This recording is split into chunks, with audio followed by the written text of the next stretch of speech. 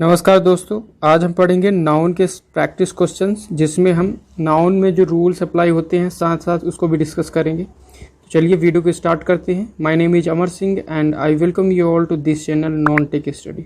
यहाँ पे हम जैसा बता दें कि हम इस बुक को यहाँ पे कवर कर रहे हैं। नीतू मैम का ये बुक है और ये सारे कॉम्पिटेटिव एग्जाम्स में आपका बेसिक को क्लियर करने के लिए बहुत ही अच्छा बुक है। तो चलिए इसके प्रैक्टिस सेट पर चलते हैं। आज के वीडियो का पहला सवाल देखिए यहाँ पे। क्वेश्चन नंबर 1 क्या है? My sister has red pages after pages of the Bible.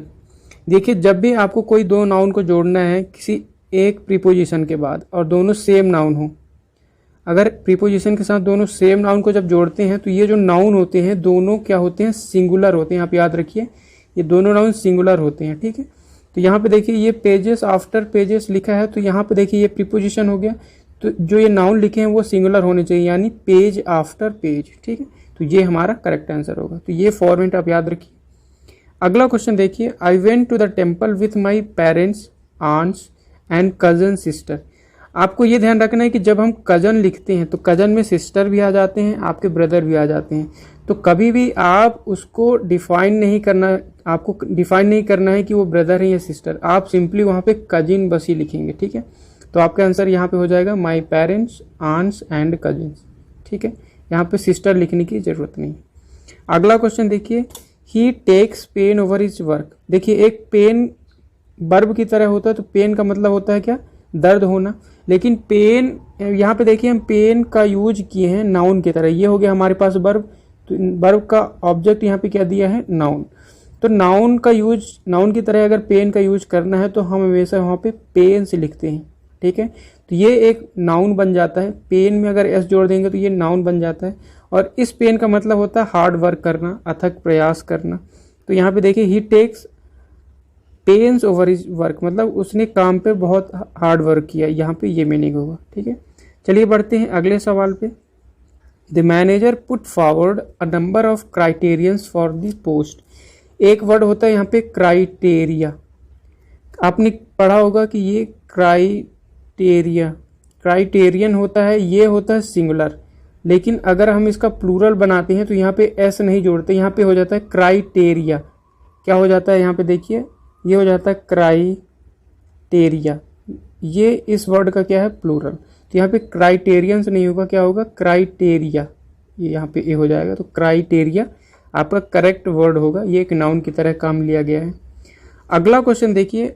I like, आई के लिए लाइक बिल्कुल सही। The poetries of Brown and Shelley's. देखिए ये एक नाउन होता है पोट्री। पोट्री एक अनकाउंटेबल नाउन होता है। इस तरह आपको लिस्ट भी मिल जाएगा इस बुक में। इस बुक में आप वो सारी लिस्ट को जरूर पढ़िए। जो अनकाउंटेबल नाउन होते हैं उनका कभी भी प्लूरल फॉर्म संभव नहीं होता। तो ये जो पोट्रीज लिखा है ये हमेशा पोट्री ही होता है। ठीक है, इसका प्लूरल फॉर्म संभव नहीं है। तो यही हमारा यहाँ पे करेक्ट आंसर होगा। अगला क्वेश्चन देखिए यहाँ पे। Question number 6। क्वेश्चन नंबर 6 यहाँ पे। The beautiful surrounding of the place enchanted me. एक वर्ड होता है, आप ये सब लिस्ट को आपको याद ही करना पड़ेगा। एक सराउंडिंग यहाँ पे नहीं होता कभी भी, ये होता है सराउंडिंग्स, मतलब हमारे चारों तरफ। तो सराउंडिंग्स ये वर्ड होता है, सराउंडिंग कभी भी कोई वर्ड ही नहीं होता। तो यहाँ पे क्या हो जाएगा? सराउंडिंग्स। अगला क्वेश्चन देखिए। No porter being available, he carried all his luggages himself. एक वर्ड आपको ये मिलेगा लगेज। लगेज एक अनकाउंटेबल नाउन होता है। जो हमारा सामान जो हमारे पास होता है वो अनकाउंटेबल नाउन होता है। अनकाउंटेबल नाउन जब भी आपको मिल जाए वो कभी भी प्लूरल फॉर्म नहीं बनाता। तो यहाँ पे लगेजेस कभी भी नहीं होगा, ये लगेज ही होगा। ठीक है, अगला वर्ड देखिए यहाँ पे। अगला क्वेश्चन हमारे पास द टेबल्स लेग। आपने अपॉस्ट्रोफी का यूज पढ़ा होगा। तो अपॉस्ट्रोफी जो हम लिखते हैं किसी का अधिकार बताने के लिए, जैसे यहाँ पे अगर लिख दिया तो मतलब इस टेबल का लेग। जो अपॉस्ट्रोफी होता है जनरली हम उसका यूज लिविंग थिंग के लिए करते हैं, जो जिसमें जीव होती है ऐसे चीज के साथ, तभी तो हम इसका किसी पर अधिकार बता सकते हैं। निर्जीव चीज का किसी पर अधिकार थोड़ी ना हो सकता है। तो जब हम अपॉस्ट्रोफी लिखेंगे तो कभी भी निर्जीव के साथ नहीं लिखेंगे। तो यहाँ पे अगर ऐसा कोई वर्ड मिल जाए तो यहाँ पे क्या लिखेंगे? The legs of table. ये हमारा यहाँ पे करेक्ट आंसर होगा। अगला क्वेश्चन देखिए, सीनरीज ऑफ कश्मीर। इसी तरह एक वर्ड होता है सीनरी, जैसे हमने यहाँ पे पोट्री पढ़ा था उसी तरह यहाँ पे होता है सीनरी। तो सीनरी कभी भी प्लूरल फॉर्म में नहीं जाता क्योंकि सीनरी जो है एक अनकाउंटेबल नाउन है। तो यहाँ पे ये सीनरी बस हो जाएगा, सीनरी, ठीक है, सीनरीज नहीं होता। अगला क्वेश्चन देखिए, the driver showed great talent in keeping the damage car under control. आपने एक वर्ड सुना होगा टैलेंट और दूसरा इसी से रिलेटेड वर्ड है स्किल। जो टैलेंट होता है वो इनबॉर्न होता है, मतलब ये बचपन से ही रहता है। कोई बच्चा जैसे बचपन से ही अच्छा गाना गाता है, उसकी आवाज़ अच्छी है तो वो उसका टैलेंट है। लेकिन किसी ने अपने उस काम पर मेहनत करके उसको बेहतर बनाया है, वो उसका स्किल है, ठीक है। तो अगर ये डैमेज कार को अंडर कंट्रोल कर रहा है यानी उसने उस काम को सीखा है, उसने मेहनत किया है, तो यहाँ पे टैलेंट यूज नहीं होगा, यहाँ पे हम क्या वर्ड यूज करेंगे, स्किल, ठीक। अगला क्वेश्चन देखिए, when I entered the bedroom I saw a snake crawling on the ground. यहाँ पे जो वर्ड है ये ग्राउंड, ग्राउंड का मतलब होता है ओपन प्लेस। ओपन प्लेस के लिए हम ग्राउंड का यूज करते हैं। अगर कोई रूम है, चार दीवारी है, उसके अंदर जो प्लेस का यूज करेंगे तो यहाँ वहाँ पे आप तो ये रूम यूज कर लीजिए या फिर वहाँ पे क्या यूज कर सकते हैं, फ्लोर, ठीक है। तो इस तरह वर्ड का यूज वहाँ पे करेंगे हम। ग्राउंड का यूज क्या करते हैं, ओपन प्लेस के लिए करते हैं। अगला क्वेश्चन देखिए, the arms are given to the poors.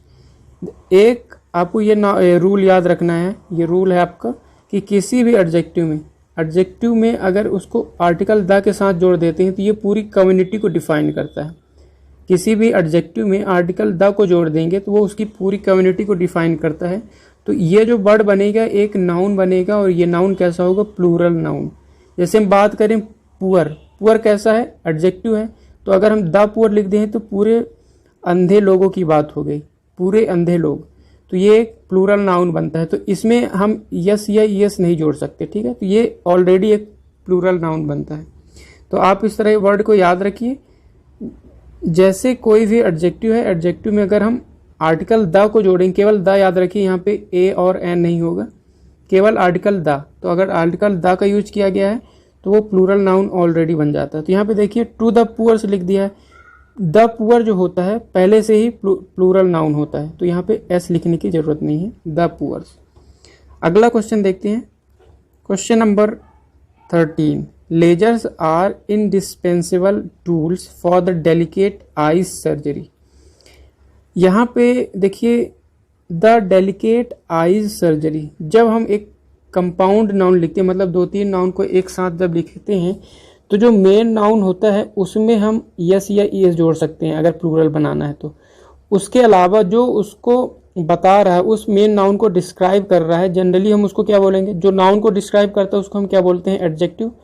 तो आप याद रखिए कि किसी भी एडजेक्टिव में हम यस या ईएस नहीं जोड़ सकते, हम केवल नाउन में यस या ईएस जोड़ सकते हैं।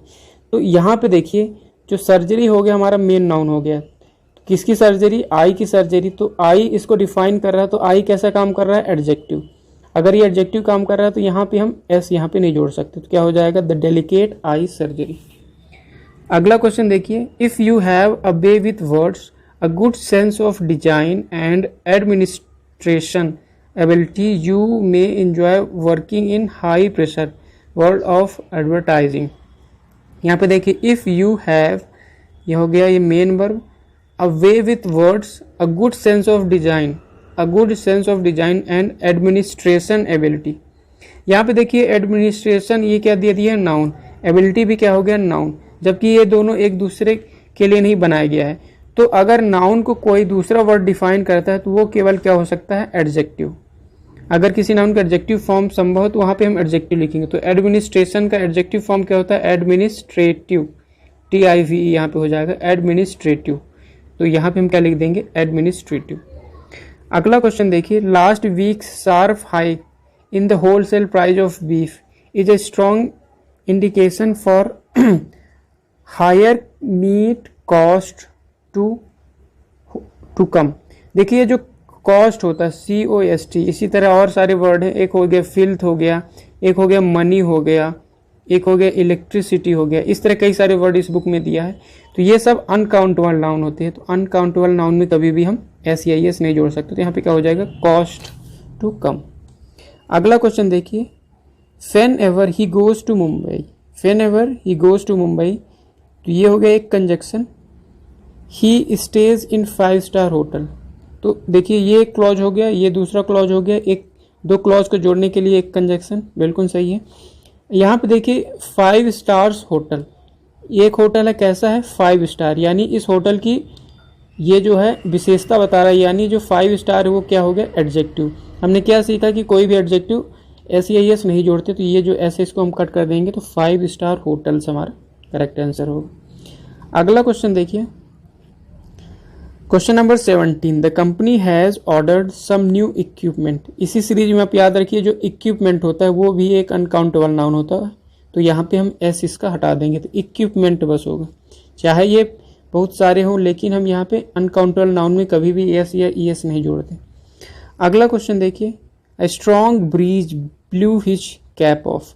ये जो ब्रीज होता है, ब्रीज का मतलब क्या होता है मंद हवा, तो इसके साथ आप कभी भी स्ट्रॉन्ग या दूसरे वर्ड यूज नहीं करते, ये सिंपली अकेला ही आता है। A breeze blew his cap of यहाँ पे करेक्ट होगा, ठीक है। ब्रीज का मतलब होता है धीमी धीमी हवा जो चलती है उसके लिए यूज करते हैं। अगला क्वेश्चन देखिए, one of her foremost belief among the Hindus is that karma affects their life and also the life after death। यहाँ पे देखिए ये हो गया वन, जब हम वन का यूज किस में करते हैं, चीज़ों को छांटने के लिए करते हैं, यानी ये बहुत सारा चीज़ है उनमें से एक को छांट लिया, तभी हम वन ऑफ का यूज करते हैं। यानी जिससे हम छांटें ये कैसा होगा प्लूरल, तो प्लूरल होगा तो हम उसको प्लूरल बनाना पड़ेगा अगर क्वेश्चन में नहीं दिया। तो one of her foremost belief, ये देखिए इससे एक को लिया गया है, यानी ये कैसा होना चाहिए प्लूरल, तो ये बिलीफ लिखा है, इसको हम प्लूरल बना देंगे, क्या होगा believes. One of her foremost believes among the Hindus is that, ये करेक्ट हो जाएगा। अगला क्वेश्चन देखिए, he was advised to take 2 spoonful of medicine times a day. इस तरह के वर्ड जो फुल से जुड़ा होता है, जैसे स्पूनफुल हो गया, यह हो गया आपका हैंडफुल हो गया, ठीक है। तो इस तरह के वर्ड में अगर हम इनको प्लूरल बनाना होगा तो ये हमेशा लास्ट में एस आता है, आप याद रखिए। इस तरह वर्ड ये इसमें क्या होता है, जो एस यानी प्लूरल बनाएंगे तो ये हमेशा लास्ट में एस जुड़ेगा। तो यहाँ पे देखिए स्पूनफुल लिखा है, तो ये बीच से एस कटेगा और लास्ट में एस आ जाएगा, क्या हो जाएगा स्पूनफुल्स, ठीक है। अगला क्वेश्चन देखिए, it is a big blunder. Blunder का मतलब ये होता है बड़ा मिस्टेक, तो इसमें बिग जोड़ने की जरूरत नहीं होती है, तो इट इज़ अ ब्लंडर, ये यहाँ पे करेक्ट होगा। अगला क्वेश्चन देखिए, the police have received 2 important information. Information भी एक अनकाउंटेबल नाउन होता है, अनकाउंटेबल नाउन होगा, इसलिए इसमें हम एस या ई एस नहीं जोड़ेंगे। चलिए बढ़ते हैं अगले सवाल पे। अगला सवाल है हमारे पास, the seeds of the wheat plant we were too heavy for the weak farmer to carry them on his head.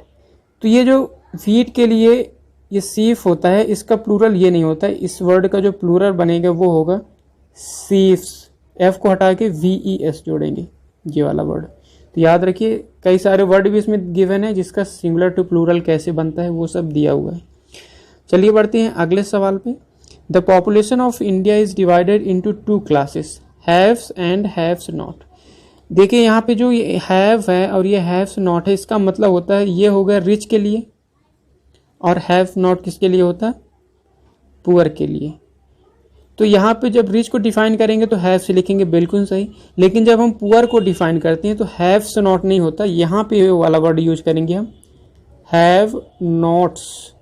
तो ये एक आपको याद करने वाली वर्ड है, हैव्स होता है रिच के लिए, और हैव नॉट्स एस यहाँ पे जुड़ेगा हैव नॉट्स, तो ये वर्ड याद करने वाली है। तो ये होता है किसके लिए पुअर के लिए, तो ये वाला वर्ड यूज होगा। यहाँ पे क्या लिखा है हैव्स नॉट, जब तो क्या करेंगे ये एस यहाँ से कटेगा और यहाँ पे आ जाएगा, ठीक है। अगला क्वेश्चन देखिए, all his sister in laws. Sister in law को क्या किया गया प्लूरल, क्योंकि यहाँ पे वर्ब भी प्लूरल लिया है। तो इस तरह के वर्ड को जैसे ब्रदर इन लॉ हो गया, सिस्टर इन लॉ हो गया, फादर इन लॉ हो गया, तो इसमें हम जब प्लूरल बनाएंगे तो मेन नाउन में आप याद रखिए मेन नाउन को हम पहले पहचानेंगे और उसमें एस या एस जोड़ेंगे। तो देखिए सिस्टर इन लॉ में जो सिस्टर है या इन है या लॉ, कौन सा मेन नाउन होगा, किसके बारे में बताया गया है तो सिस्टर के बारे में बताया गया है। मेन नाउन कौन है? सिस्टर। तो यहाँ पे जब हम इसका प्लूरल लिखेंगे तो वो हो जाएगा सिस्टर्स इन लॉ। ठीक है, ये करेक्ट वर्ड होगा इस तरह के लिए प्लूरल बनाने के लिए। अगला क्वेश्चन देखिए, envy strikes a woman when she sees her husband talking to another woman. ये दो वर्ड आपको याद रखना है, एक तो होगा एनवी और एक होता है जेलस, जेलसी। तो ये वाला वर्ड जो होता है हम कब यूज करते हैं? जब हमारे पास कोई चीज नहीं है, दूसरे को देखकर हम ये सोचते हैं कि काश ये हमारे पास होता, तो यहाँ पे हम यूज करेंगे एनवी। जेलस का यूज हम जब करेंगे जब कोई हमारे पास कोई चीज है और हमें ये डर लगता है कि वो हमसे कहीं खो ना जाए, या हमको ये जलन होती है कि ये हमसे कोई छीन ना ले, तो इसके लिए हम यूज करेंगे कौन सा? जेलस। तो यहाँ पे देखिए इसका मीनिंग क्या है, यहाँ पे जब उसने हस्बैंड को देखा दूसरे से बात करते हुए तो उसको जेलस हुआ, मतलब उसका हस्बैंड है कहीं उसको छोड़ के चला ना जाए। तो इस तरह के सेंटेंस के लिए हम यहाँ पे क्या लिखेंगे? जेलस। ठीक है, जस्ट अ मिनट, जेलसी, यहाँ पे नाउन लिखेंगे जेलसी। चलिए बढ़ते हैं अगले वर्ड एक क्वेश्चन पे। अगला क्वेश्चन है 27, two summons have been issued. देखिए ये वर्ड होता है समन, किसी को बुलावा के लिए यूज करते हैं समन्स। ये एक सिंगुलर नाउन है, अगर इसका हम प्लूरल नाउन करेंगे तो ये बन जाएगा समन्सेस। ये आपको याद रखने वाली बात है, समन्स का प्लूरल होता है समन्सेस। यहाँ पे देखिए क्या यूज किया गया, टू यानी प्लूरल चाहिए तो समन्सेस, ईएस यहाँ पे जोड़ देंगे। Two summonses have been issued by the court, ये हमारे को करेक्ट हो जाएगा। अगला क्वेश्चन देखिए, the Vidyas have been living here for about a decades. देखिए हम अपोस्ट्रॉफी का यूज कब करते हैं? अपोस्ट्रॉफी का यूज हम तब करते हैं जब एक का दूसरे से रिलेशन बताने के लिए किया जाए। यहाँ पे देखिए कोई यहाँ पे रिलेशन बताया जा रहा है क्या किसी के साथ? यहाँ पे सिंपल विद्या के बारे में बताया जा रहा है। तो यहाँ पे ये बताने की कोशिश किया है कि विद्या यानी कोई, जैसे कुमार हो गए तो कुमार्स, विद्या से रिलेटेड जो उनकी फैमिली मेंबर है, जैसे कुमार्स लिख देंगे यानी कुमार के लोग। तो इस तरह के वर्ड को एपोस्ट्रॉफी की जरूरत नहीं होती, सिंपल हम यहाँ पे विद्यास लिख देंगे। तो विद्यास के लिए प्लूरल हो जाएगा have been living here, correct हो जाएगा। ठीक है, अगला क्वेश्चन देखिए, question number 29, you are among those man. देखिए यू आर अमंग, दोज किस लिए यूज करते हैं? प्लूरल प्रोनाउन के लिए। तो हम यहाँ पे सिंगुलर कैसे लिख सकते हैं? तो मैन का क्या हो जाएगा? Plural man. ठीक है, तो यहाँ पे हम क्या लिख देंगे? मैन। दीज प्लूरल के लिए होता है, दोज प्लूरल के लिए होता है, दीज पास के लिए और दोज दूर के लिए। तो इनके बाद जो भी नाउन या प्रोनाउन लिखा जाएगा वो कैसा होगा? प्लूरल होगा। अगला क्वेश्चन देखिए, children are playing and making मिसचीफ्स।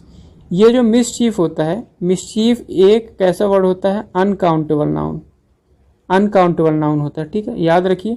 तो ये अनकाउंटेबल नाउन अगर है तो हम कभी भी इसमें एस नहीं जोड़ेंगे, तो ये हमेशा मिसचीफ ही होगा। ठीक है, चाहे सिंगुलर के लिए यूज किया गया हो या प्लूरल के लिए, तो ये हमेशा कैसा होगा? सिंगुलर। ठीक है, इसमें एस या एस नहीं जोड़ेंगे। तो ये आज का वीडियो था, इतना ही। अगले वीडियो में हम जो इसके बच गए क्वेश्चन हैं सारे क्वेश्चन कवर करेंगे। आई होप अगर आपको ये वीडियो अच्छी लग रही है please like and subscribe this channel. चलिए आज के लिए इतना ही, thank you so much for